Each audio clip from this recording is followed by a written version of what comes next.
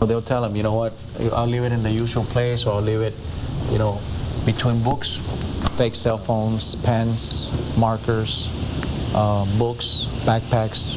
Finding what's hiding is Officer Lobo's specialty. And they've never missed, not once, They've never finding missed. that drug. No, they've never missed. He hits his target 100% of the time. Every day, these dogs are in some schools in La Jolla somewhere trying to find drugs. Yes, and if they find it, then the kids are going to be in trouble. 90 students in La Jolla got in big trouble last year for buying, selling, or bringing drugs to school.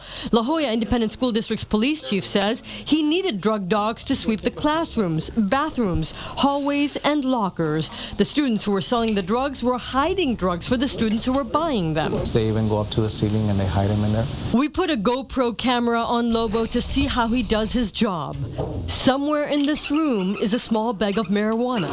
It took less than 10 minutes for Lobo to go through the classroom and hit pay dirt. Lobo tried again. He walked up one aisle between the desks and then down the other. Within a few minutes, he knocked down a cell phone. With the naked eye, just a cell phone.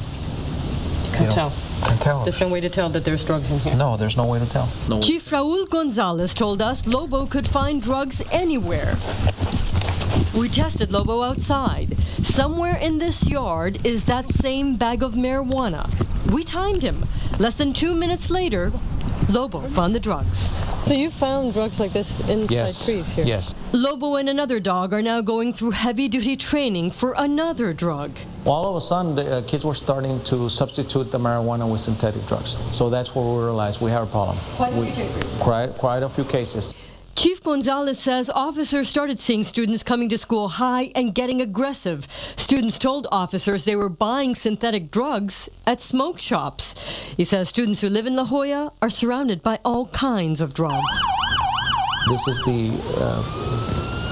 the corridor that people use to transport their drugs into the United States, this area. We know that these loads are ending up in some of the neighborhoods where our kids live. It's Lobo's job to make sure the drugs don't end up in these hallways. If they're hiding here, he'll find them.